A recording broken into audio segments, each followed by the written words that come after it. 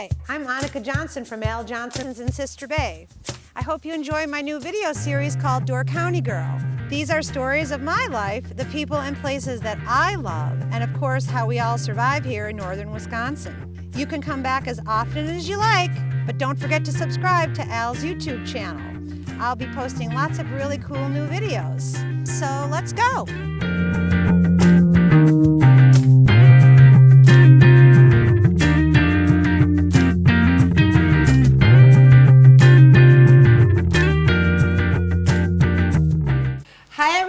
Welcome to another episode of Door County Girl. We were going to be in the restaurant, but they're doing a little bit of construction over there where we're doing our bathrooms and we're doing some things in the kitchen. It's very noisy and loud. So we're actually over here at Skoll, which is next door to Al Johnson's. And what better way to celebrate? We have our 100th episode of Door County Girl, which is crazy. I never knew we had that many. And for all you people watching, we thank you. And we're learning cool things. And so we have Jason Daubner here today, so he can tell us about their Centennial celebration on Peninsula State Park Golf Course. And I'm not a big golfer, I have to confess. And when I do golf, nobody wants me as their partner because I'm not very good. But I have fun. I mean, I like the thought of golf, and I love watching golf with my dad on TV.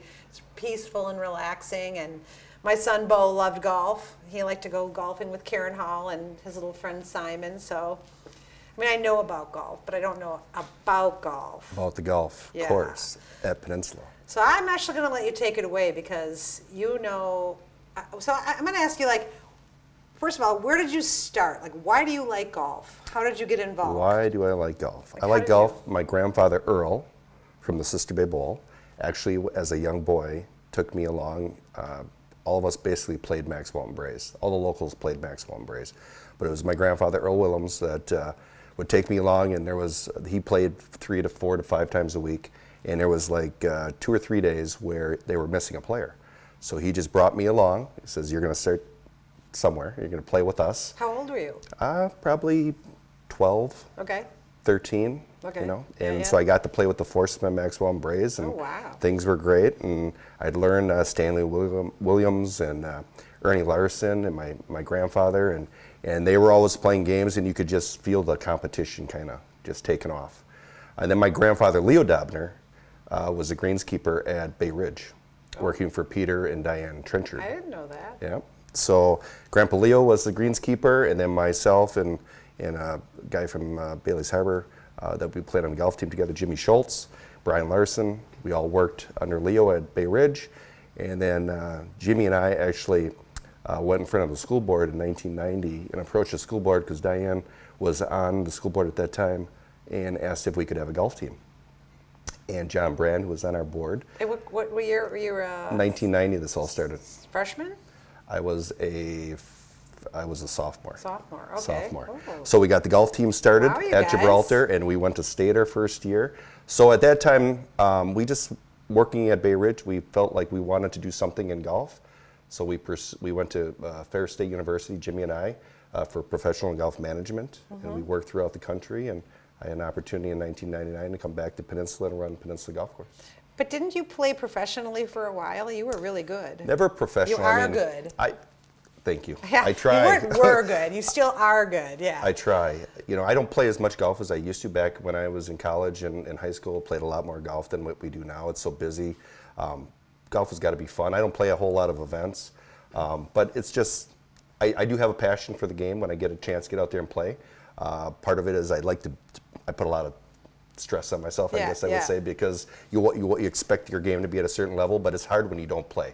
Like you said, you don't play a whole lot. Right. It takes reps at the driving range and coming out and taking some golf instruction, so there's a big commitment to the game. So if you want to get better at it, you have to go practice. You have to go practice. I can't just play the drums every now and then. You've gotta, you just can't take the golf pill and hope that it's going to work for you the next time you're out. So it was, a long progression, but proud to get the golf team started at Gibraltar. We put a lot of people out in the industry through golf, and that's kind of how I started. Okay, so when you were in college, did you play on the golf team? I tried out for the golf team. My goal has always been to kind of break, when I was in high school, and that always to break 80. Okay. You know, that was the goal. Did you ever? Oh yeah, when I was playing all the time, I would break 80 and play. But there again, you got to put a lot of time and effort. When I was trying out for the team golf at nerds that don't understand that, what does break 80 mean? well, par is like, so every hole has got a par. So like at Peninsula, our par for all 18 holes is 71. Okay. So you're shooting close to par. Okay. Parring every hole. Okay. Okay, so if you break 80, shooting in the 70s, I would say that's a respectable game of golf. Because you're going to miss some. Right. Okay. Right. There's always, yeah. But when I went to college, you tried out for the team, but those guys are shooting in the 60s, in the low 70s all the time, and it's, there's just a difference. There's a difference between a person like myself, who's a club pro, who runs a golf course, that manages people and takes care of the day-to-day, versus a tour player who that's what they do for a living. They play golf for a living, and they play tournaments, and they make money, and they have, the They don't best have to worry instruction. about all the other things. Yeah, because that's what they do. Some guys just like to teach for a living, and that's all Did they you do ever is teach. once want to go and do that, what they're doing? Oh, I've Or always did you- aspired to be that person, to be able to play at that level, but there again, it takes, at a certain point, you just know that that's not gonna be your no. dream. No, and I'm very content with what I do, and running that golf course and providing a great product for the people that come out and play.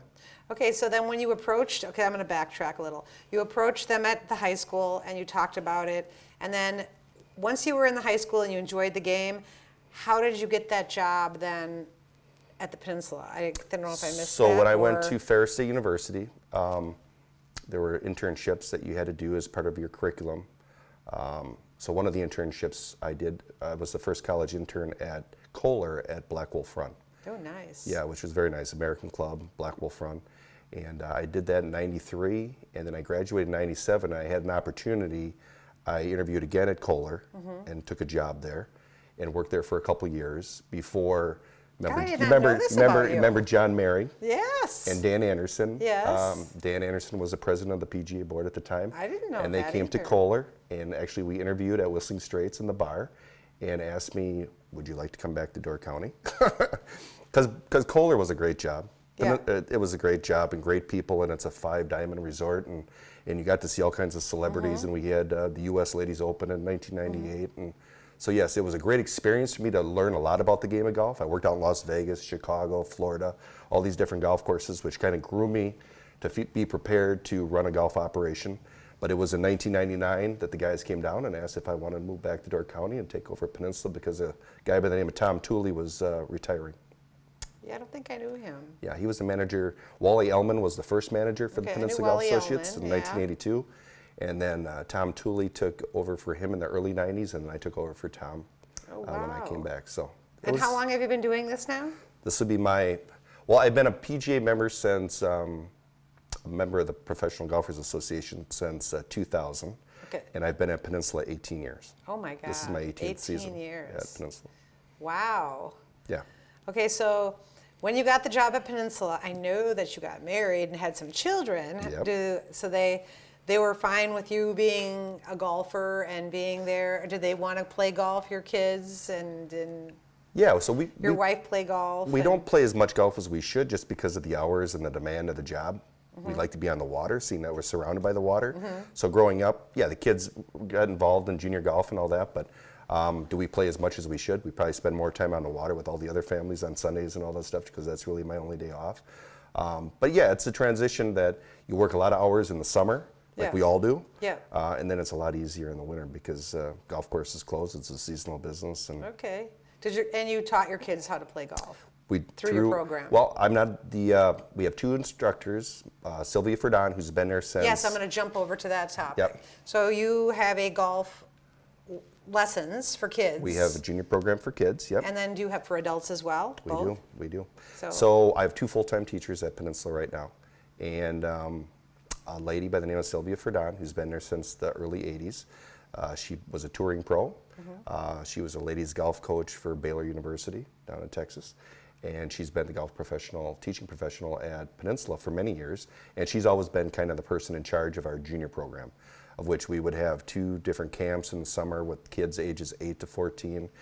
We'd take on 30 kids in each camp, and we'd get the kids out playing golf and hitting golf balls. And part of the deal was, because Peninsula Golf Associates, the group that I work for and that runs the golf course for the state, any of the kids that partake in the junior program can play free golf at Stonehenge or now at our short course, but it's just a way to give back to junior golf and get kids interested or hooked on the game, hopefully bringing mom and dad Sure. out to the golf course. And Yeah. so They can do something family together. Right. In fact, we actually have family time out in the golf course where later in the day we try to get people at the right time of day, like after 4 o'clock when there's not as much pressure on the golf course, to come out as a family. We've even done some promotions with like a meal, golf, at that right time of day to go out there and just enjoy I think I'm going to sell you on this.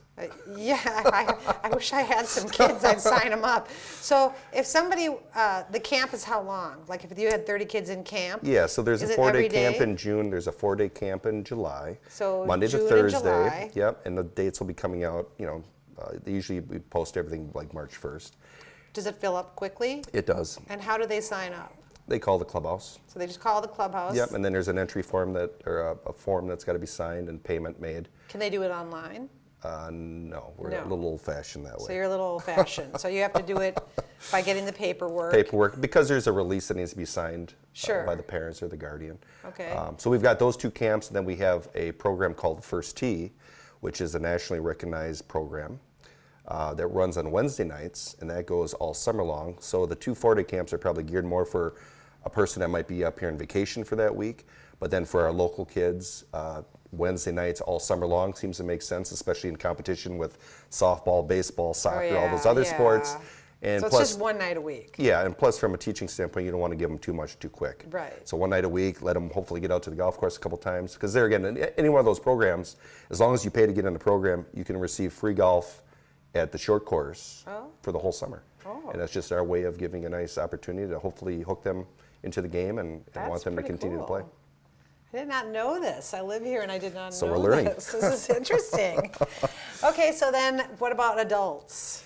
Adults, we have instruction for adults. Yep, like I said, we have 2 full-time. Sylvia, and then I have a gentleman by the name of Matt Stoddern, who is a teaching pro in Scottsdale, Arizona in the winter months, and then comes up here in the summer and helps out.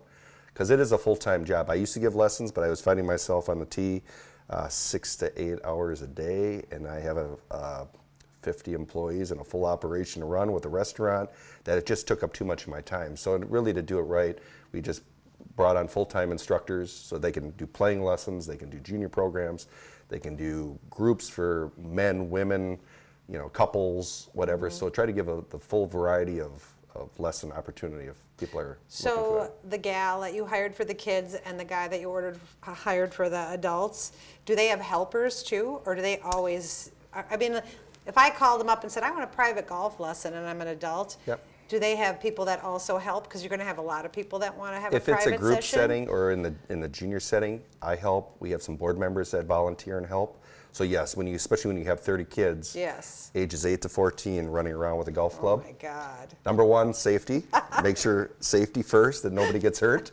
That we're going to have fun, but we all want to be safe. But you need people around to make sure that all happens, that everyone Okay. stays safe. And That's pretty interesting. I like that. yeah, and we can talk a little bit about the board too and everything. Yeah. At some point. Tell me a little bit more about okay, so you have a Centennial coming up. Yep. What are the plans for your Centennial this year? Yep. So this year, just to give a little history, the golf course, the Ephraim Men's Club, back in 1914, had approached the state. The park was purchased in 1909, but in 1914, the Ephraim Men's Club and a group from Ephraim had approached the state about building a couple of golf courses. So they started that process in 1917. God, And I did not know this. there was actually a golf course in Ephraim, and there was a golf course in Fish Creek that they were trying to build. By the time 21 came around, 1921, they gave up on the Fish Creek idea because of, I think it was lack of water access, but there were some things. But the one in Ephraim was the one that stayed. And Where at that was time, the one in Ephraim? so it's basically where we are now, Okay. and it only was 6 holes. Oh, So the first golf course in 21 was comprised of just 6 holes. And it's basically, when you go to the golf course right now, our first hole and where the driving range is, just to the north, and then where our short course is across the street, that area right there was the first 6 holes. okay. So for those of you that don't really know what we're talking about, when you get to the top of the Ephraim Hill, Top of the Ephraim and Hill. it's the first exit that you go into the park, Yep. coming from the north or Yep. from the south. It's Yep. that one Where the clubhouse is. Yep. Yeah, so that whole area right there. Yep. Where the totem pole Where the totem is, pole and- yeah. or was actually, unfortunately. It's not there the anymore. Memorial pole is no yeah. longer there. And, How come? well, that's a whole. It's nother- controversial. Number one reason, it was a safety hazard. It was rotting. Oh. And the woodpeckers and the squirrels, and there was Sort a of lot like of the tower. There was a lot of deterioration, right? And we Yes. brought there again, we're the leasee, but the state of Wisconsin, we brought in some people and looked at the condition of it, and so that it didn't topple over on somebody, it was wise to bring down. We are talking currently with the Potawatomi, the DNR, and our group about what they would like to see done there in honor of their chief, who's buried on the golf course, which is very unique in itself too. That we Their have an chief Indian is chief buried on the golf course? on our 9th hole. We have Chief Simon is buried right on the 9th hole. His gravestone is there, and that's a hole in 1927. That hole. That's awesome. Yeah, it is. It's very unique and very. So you very learn different. something every day. It's crazy. But getting back to so it was 6 holes in 21, and then in 1923, 3 more holes were added on. So our board and our committee came up with a decision. We could have had the Centennial on the 6th year, but we decided to do it as an official 9-hole golf course where they could host events, which happened in 1923. Hence, 100 years here in 2023. Wow. So it was 9 holes in 2023, and then it went to 18 holes starting in 1930. So that's going to be part of our job in the Centennial, is that a lot of people ask questions of like, what was the 6-hole layout? What was the 9-hole layout? What was the original 18-hole layout? And then today's version is something that came into play. Architect by the name of Lawrence Packard, who was an Ephraim resident in the early 60s, helped the group design the current layout today, which is that we have the water views on number 10 and the they're water great. views on 12. Unbelievable Yeah. views. So the view that you played today, or the golf course that you played today, was a redesign by Lawrence Packard in, I believe it was the mid 1960s. So there's that whole transition from 6 to 9 to original 18 to current 18, and we want to showcase that a little bit in terms of our Centennial, because people will always ask those questions like, where did that hole go, or where was this hole back in the day? And the other thing is like the clubhouse. The clubhouse it says in some of the literature that I've read, 1932 to 35, there was an old granary on a farm that they moved in, and the clubhouse was located across the street from our current clubhouse up along the bluff. Oh, really? So that's really the original. We've got some great pictures of that old clubhouse with the old cars in the parking lot and everything, which is going to be great too to showcase that. And then in So the pictures you're going to showcase the older inside your clubhouse? Yeah, we are actually are looking for that information too. We just sent out an email work blast. with the Ephraim Historical Society, which has all kinds of great information, by the way. Right, right. We would like to, if anybody has any pictures from 30s, 40s, 50s, 60s of the golf course, or any video or anything like that, John Nelson at Door County Publishing, we would like to get that information to them, because we're going to be putting together a video that we're going to have at the celebration this summer to highlight the 100 years of the golf course. That's awesome. Okay, did you guys get that? I know there's people out there that have pictures. Don't think that they're not worth it, because history up here is a big deal. I love learning about it. I've learned a lot already. But the old photos just blow my mind sometimes when I didn't know that the clubhouse wasn't always there. So that will be kind of cool to see. The main park office in Fish Creek has got a bunch of great old photos of the interior of the clubhouse, some of the tournaments from back in the day with the Resorters Match Play Tournament, which has been going on since 1925 consecutively. It might be one of the longest continuously run tournaments in the state of Wisconsin. In the Midwest, we're kind of trying to research that, if there's, especially through the wars and that, it continued to go on. So yeah, there's just so much history to the property and all these different, the old days when caddies were involved at the property. In fact, we've got some people in the community like Donnie Ray, Chris Bigner, Doug Van Voris. We've been talking to these gentlemen. Sweeney, didn't she play golf every day? Sweeney and Gigi and Sweeney. Yeah. Bay Ridge, yes, Park. But anyway, just getting their perspective of being caddies at the property and who they caddied for. There was a gentleman by the name of Spinny Gould back in the day. Yeah, I know Spinny Gould. Okay, who was very giving to the kids and really did a lot for junior golf back in the day and was big with the tournaments. So just trying to get all this history compiled so that we can put together this presentation and really kind of tell everybody, about what all is entailed over the 100 years of golf at Peninsula State Park. Who's helping you put this all together? This is a big job. Yeah, so we have a committee. Okay. So we have a board, and getting back to the board is the Peninsula Golf Associates Incorporated. And this board was formed in 1982 because there were some people that weren't happy with the way the state was running the golf course at that time. So they approached the state and said that we would like to take over the operation of the golf course, and we think we can do it better. Can we form this nonprofit and prove it to you? And basically, Ed Hagney was the president, the first president of PGA, and they got that accomplished, and they've been doing that ever since. Oh my gosh. They've put in irrigation systems. The first full-fledged irrigation system was put in the early 80s, and we've replaced it twice since then. But those are the kinds of things, and we are a nonprofit, so at the end of the year, after operations and all expenses are paid, all the monies go back into the golf course in terms of improvements, which is kind of unique in this day and age. But we have 16, currently this year we have 16 volunteer board members. And we have different committees, Greens Committee, Operations Committee, Safety Committee, and now we have a Centennial Committee. So on the Centennial Committee, there's 7 members, and we're trying to gather all this data, working with John Nelson at Door County Publishing, and Kate Rispens, who is our social media person, and trying to put all these little things together so that we can have a presentation for everybody this summer. Oh, you're in good hands. They'll I think put we it are. together. Yeah. Oh my gosh, it's going to be great. You just brought something up, and I just slipped my mind when you were talking about something. Well, I was going to jump. So I don't know if you know this, but Jason's family owns the Sister Bay Bowl, and you worked there too when you were a kid, probably. Everybody says, well, why weren't you? You should have been a professional bowler. Yeah. There's not enough money in bowling. Not more money in golf. More Don't money bowl, in golf. people. I hate to offend Just anyone who's a kidding. bowler. Yeah, but just kidding. Yeah.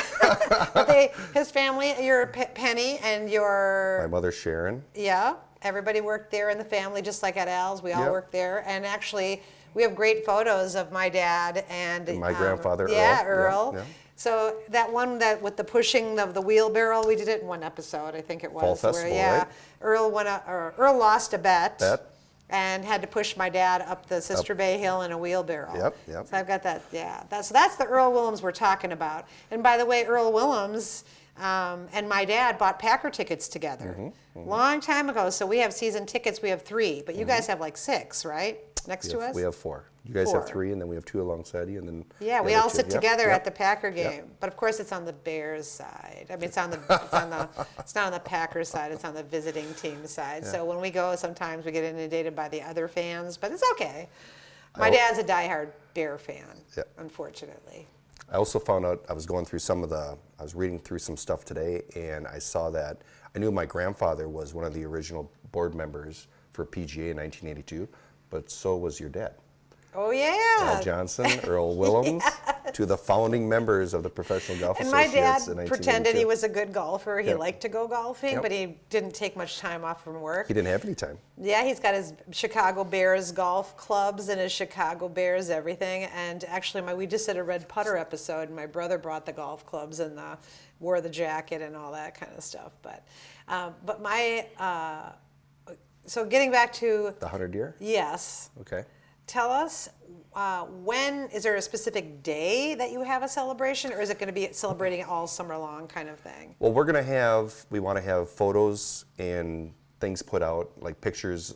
That's what we're going to start to compile this winter, is photos that we can put on display in the clubhouse. We're going to have a special 100-year logo that we can put on our merchandise to signify the celebration. There is a week planned in the end of July, and it's going to be July 26th through the 30th. And starting on the 26th, we want to do something that's Wednesday. So we want to do something with our juniors in the first tee program, where we're going to have some kind of a junior event associated with volunteers or parents and kind of celebrate golf. And then Thursday, there's really nothing. Friday, we're going to do something really cool that's probably never happened, at least I don't think in Door County. It's happened in different locations, but the new park manager at Peninsula, his father is part of the Hickory Golfers Association. So we're going to have a 4-person scramble, and we don't know yet if it's going to be a 9-hole event or an 18-hole event, but we're going to take a Hickory golfer that comes with Hickory sticks, right? So the equipment that they used back in the 30s and 40s, and there's going to be wood shafted irons and wood shaft. I mean, Who so came there's up going with to be. that great idea? Well, we kind of talked about it in a meeting because to give people a feel for like what kind of equipment they used back in the 30s and 40s, what type of golf ball. So one of these players is going to be put in each foursome, and the format will include the use of some of this equipment, and we're going to ask people to dress up back like in the 30s and 40s because there was a totally different look. That's going to be They didn't look, great. you know, Yes. Oh my God. it was a totally different look and totally different feel and a different style of golf. And we're going to incorporate that kind of a fun event on a Friday afternoon and then have some kind of a function afterwards. And then Saturday, we're going to be selling merchandise in the tent. And then Sunday, we have it's going to be an invitation for a gala at Alexander's, which we're going to have DNR representation, board representation, donor representation, member representation. Unfortunately, there's only so much room at Alexander's for such an event. But yeah, that's going to kind of be the finale. You got to tell Bruce he's got to spread out onto the lawn back there. Exactly. Put a couple of tents out back. Yeah, a couple of tents. But this is Like where 10. this is where we would like to show this video, the 100-year kind of, the details, the celebration, the story of the golf course at this gala. So when you talk about putting up a tent there, it'll be by the clubhouse. Everything will be kind of surrounded. Yeah, for the merchandise sales. Yep, yeah, we're everything going to do there. some stuff. Yeah, have some special merchandise. You only turn 100 once. So. Yeah, you only turn 100 once. New Well, I logo. have one quick question. So you have a clubhouse Yep. and you serve food. Yep. Because of course he was in the restaurant business. What's served there? Like, can I go there and eat, or do I have to be a member? No, like, I can you just can- go and say, I'm going to go to the clubhouse and have lunch. So it's changed a lot since when I first started in '99. When I started in '99 at Peninsula, I was gone for a few years. That's why I say it's only 18. But Chris Orsted was our cook. I don't know if you remember Chris Orsted, Yeah. but she would do, and she had been there for 30 years, I think, at that time, and did a great breakfast lunch. That's basically what we do. We don't do dinners, but we do breakfast Because everybody and usually lunch. golfs in the morning. Right, in the morning and then Yeah. and lunch. But campers would come in, families would come in off the street, golfers would come in. So, and it was just nothing fancy, but eggs, breakfast sandwiches, pancakes, that kind of stuff. Do you have like a little dining room? We have a little dining room with a great view of Eagle Harbor, which we seat only like 30 people, so it's not big, and but it's great for sandwiches in the afternoon, BLTs, burgers, wraps, that kind of stuff. So it's just kind of a fun site. A lot of people say Beer it's and like wine? that little hidden secret that people don't ever want the word to get out about. Beer and wine, yes, we're. Secret. Well, the one problem that we have there is that we don't have parking.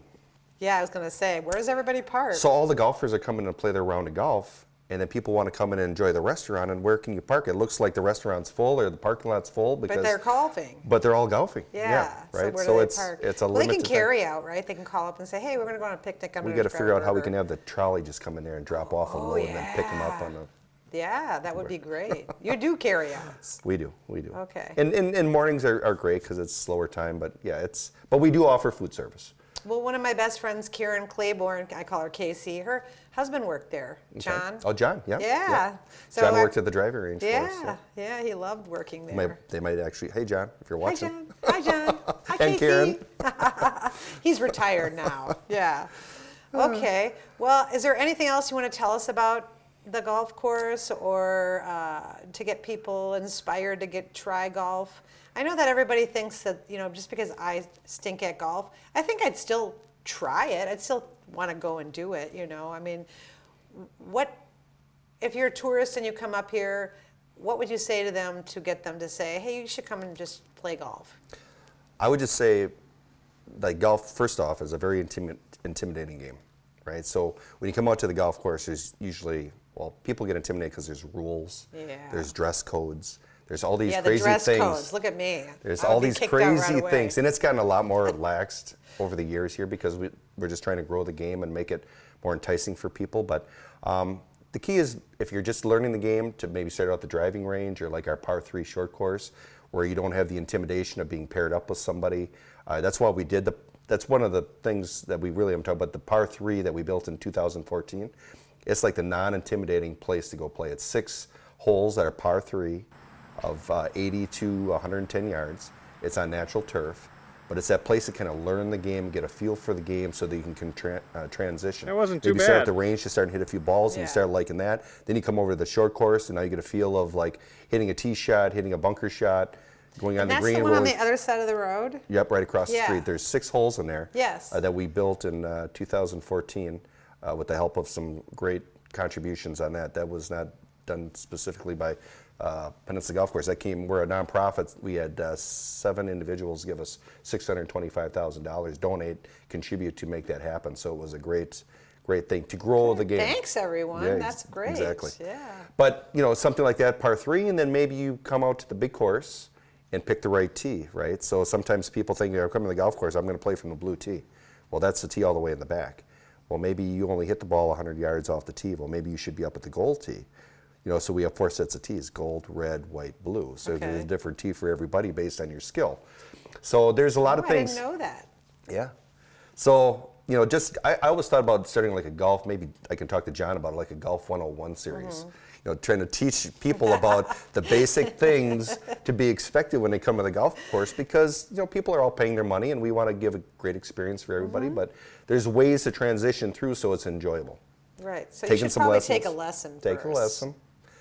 Feel, the right way to hold the club, balance, swing, all that good stuff that comes into it. Because it's a tough game. I mean, you got a lot of moving parts and a little white ball that is hard to hit sometimes. Someone always breathing down your neck because you're taking too long. Yeah.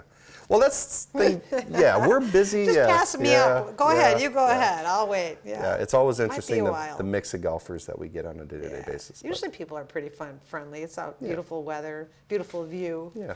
Yeah. But I think we're most proud about just the accomplishments we've made on the golf course and the condition of the golf course with the new irrigation systems and the new equipment and our arrangement, our relationship with the DNR as our landlord and working with them on all these new projects. This year we just built a brand new green on hole number 1, which is going to be just awesome. It's going to open in the middle of the summer. Not very cheap, but there again, through contributions and all the stuff, we were able to Sure. make that happen. But it's just that constant feel. I see so many different people that come up, and this is tradition. Just like going to Al's for some pancakes and Yeah. lingonberries, they come to Peninsula for the next morning and But it's get nice up. to And, put a little twist in it. Now there's something new. And Yep. they're like, what? This is right. and it's been generations that have played, and they've Yeah. come up the same week to play. Tradition. Right, tradition. And that's, and I've had a lot of people come out and say they've played places like Pebble Beach or St. Andrews, and there's just something about Peninsula with the character of the golf course and how it's laid out and just. Yeah. It is a beautiful, beautiful Yeah. spot. I mean, you couldn't pick a better spot. So we're very, very proud of that. Yeah. And it has a lot to do with the Peninsula Golf Associates, the group that started in 1982, the group that we work for, and the fact that we're a nonprofit and can stick all these monies back into the golf course at the end of the year and just make those improvements that, maybe most places couldn't make. Yeah, I think the only way I figured out the golf course was I cross-country ski on the golf course sometimes just because Yeah. I get lost on the trails. It's I a don't great know why. workout in the snowshoeing and cross-country yeah, skiing. I and like all that because Yeah. then I go up on the upper bluff and then you can come back down around and come along the bluff. Yeah, it's beautiful. It's a Yeah. beautiful golf course. Well, thanks, Jason. Yeah. So again, our 100th episode, their 100th Centennial, and this is a really good thing to learn about your community. And most of the people that watch this show come up all the time. I go off and do things sometimes, and then, oh, you're a Door County girl. We watch all your episodes. I'm shocked how many people tell me that. And they said, well, we didn't know this, and we didn't know that, and we didn't know this. So now they learned something new. Something about golf. I know, I learned something new, so then thank you. Awesome. My God. Very good. Thank you. Well, thanks everyone for joining us for another episode of Door County Girl with Jason Daubner and for his Centennial at the Peninsula State Park. And if you want to come and play a round of golf, please do so. He's there. You can meet him. He's a celebrity. Oh, amen. So are you. I didn't doubt it. I'm in the warehouse now. I got booted out. Anyway, don't forget to like and subscribe at the bottom of the page, and you will meet really interesting people like Jason and tell you all kinds of things about Door County. Bye, everyone. Thank See you. ya. That was awesome. I learned a lot about it. Good. Thanks for watching Door County Girl. Don't forget to subscribe, and we will see you next time.